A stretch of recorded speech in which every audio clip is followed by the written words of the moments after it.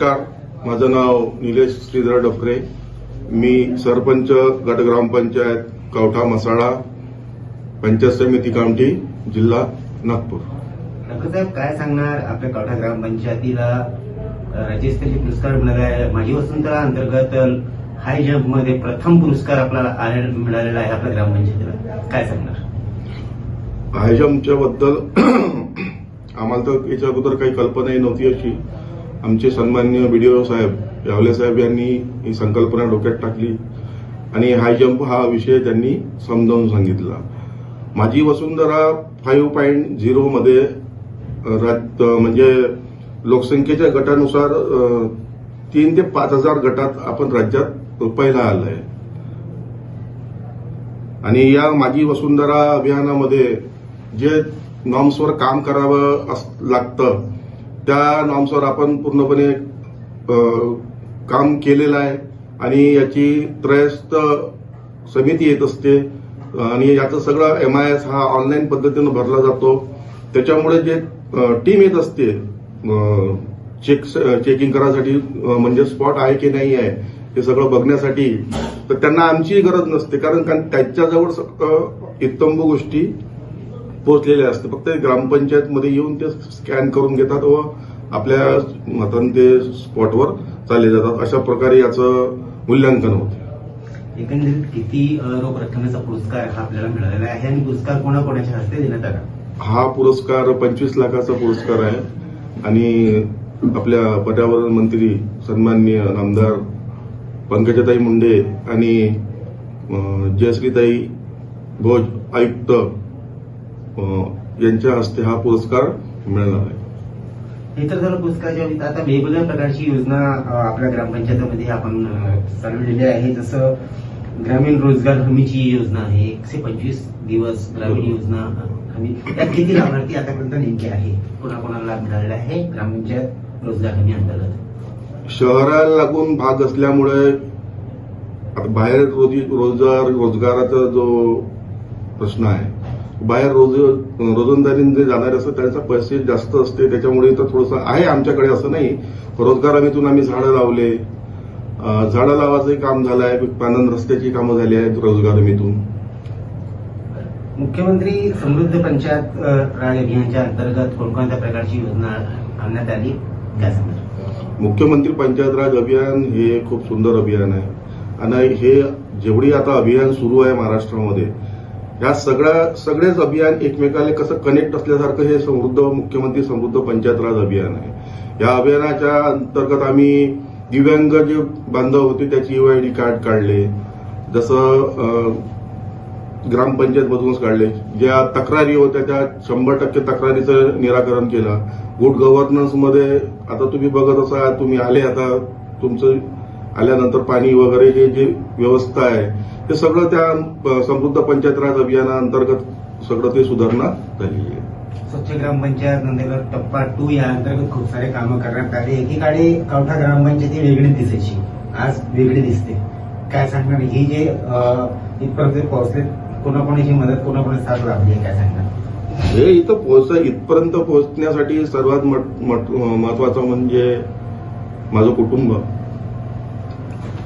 कुटुंबात आई, बायको, बाबा, मुली, घरून भक्कम पाठिंबा होता आणि मित्रपरिवार. आणि याच्या अगोदर जे इथं होते प्रस्थापित 15 वर्षापासून तेच ते होते आणि ज्या पद्धतीनं गावात काम व्हायला पाहिजे होतं त्या पद्धतीनं काम झालं नाही. वन साईड लोकांनी यावेळेस विचार केला, म्हणजे अक्षरशः सांगतो तुम्हाला मी, ज्या लोकांनी निलेश डॉक्टर बघितलंही नव्हता त्याही लोकांनी वोट मारलाय. म्हणजे 1065 वोटाची लीड भेटली आहे सरपंचासाठी. एवढा मोठा बदल सगळं गावकऱ्यांनी तो घडून आणलाय आणि साहजिक गोष्ट आहे, जेव्हा एवढा मोठा विजय मिळतो तेव्हा आपल्यावर जबाबदारीही खूप वाढते आणि त्याच जबाबदाऱ्या पेलण्यासाठी आमच्या पाठीशी खंबीरपणे आमचे सन्माननीय मंत्री महोदय चंद्रशेखर बावनकुळे हे पाठीशी खंबीरपणे उभे आहे. कवठा ग्रामपंचायत हे चंद्रशेखर बावनकुळेचं राहतं ग्रामपंचायत आहे, इथं जन्म झाला त्यांचा जन्म खसडाला झाला होता, पण अगोदर हे सगळं एकत्रच होतं. जेव्हा त्यांचा जन्म जेव्हा झाला तेव्हा अगोदर एकत्रच होतं सगळं. तर त्यांचं विशेष म्हणजे लक्ष आपल्या गावाकडे आहे असं म्हणतात. बिलकुल सर, असायलाच पाहिजे. कसं त्यांच्या गावाला लागून आमची ग्रामपंचायत आहे. आणि आतापर्यंत कसं झालं, आपली गरज असल्यावर मी तुमच्यापर्यंत आलो पाहिजे.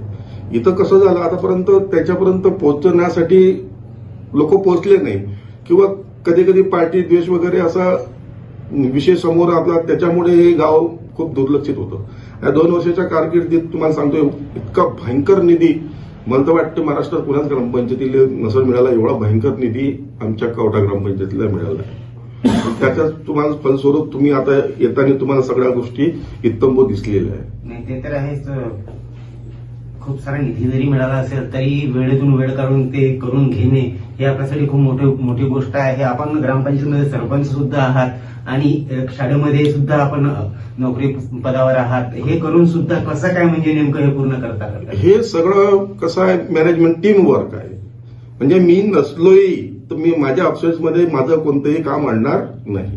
जर जसं आमचा एखादा कर्मचारी जर सुट्टीवर गेला काही कारणास्तव, तर त्याचं काम थांबणार नाही. अल्टरनेट कोणीतरी तो काम करून घेतो. आमची जी टीम आहे, नवीन युवा वर्ग आहे, आमचा जो रोजगार सेवक आहे, हे जे पोरं आहे गावातले आमचे जे ग्रामपंचायतीमध्ये काम करतात, सगळे तरुण वर्ग आहे. त्याच्यामुळे याच्या सहकार्यानं आणि तसंच आमच्या गावातले जे कधी एकत्र नव्हते येत ते भरपूरसे लोक आता एकत्र यायला लागले, म्हणजे एकमेकाच्या कार्यक्रमात सहभागी व्हायला लागले. मी आता 15 मिनिटासाठी जर बोलवलं अख्खं इथं तुम्हाला सांगतो 300 लोक उभे होऊन जाते. म्हणजे गावातही एकंदर चांगलं वातावरण निर्माण झालं. आणि हे वातावरण निर्माण होण्याच्या मागं फक्त एकमेव कारण म्हणजे विकास, आणि तो विकास चंद्रशेखर बावनकुळे साहेबांनी या गावात केलेला आहे. चॅनलच्या माध्यमातून आपली जी जनता जी बघत आहे त्यांना काय सांगणार? येणाऱ्या काळामध्ये कवठा ग्रामपंचायत आणखी कोणकोणते उंचांक गाठणार आहे, कशा प्रकारची प्रगती पूर्ण दिसणार आहे, काय सांगणार? तुमच्या चॅनलच्या माध्यमातून मी एवढंच सांगू इच्छितो की कोणतेही काम जेव्हा आपण हाताशी घेतो तर त्या कमीत कमी 95% तरी प्रामाणिकपणे तुम्ही काम केलं पाहिजे. किंवा खुर्ची भेटली म्हणून तुम्ही मगरावता कामा नये. लोकांच्या इच्छा अपेक्षा आपण पूर्णपणे पूर्ण करू शकत नाही, पण जेवढं काही आपल्या लोकांसाठी करता येते, शासनाच्या ज्या योजना आहे, भरपूरशा योजना आहे शासनाच्या, जर आपण करतो म्हटलं तर प्रत्येक योजनेत आपल्या गावातला माणूस आपण योजनेमध्ये बसू शकतो. इतकी ताकद आपल्या ग्रामपंचायतीमध्ये आहे. आणि येणाऱ्या काळात आता आमच्याकडे खूप आता जागा नव्हत्या, आता जागा आम्ही अक्वायर केलेल्या आहे लेआउटमधल्या. आणि त्या आता जस्ट आता छत्रपती शिवाजी महाराजांची जी जयंती झाली त्याच दिवशी आम्ही भूमिपूजनाचाही कार्यक्रम घेतला आणि तिथं आता गार्डन बनणार आहे. आणि आता हे वर्ष पूर्ण लहान मुलांच्या खेळण्यासाठीच आम्ही पूर्ण हे वर्ष काम करणार आहे.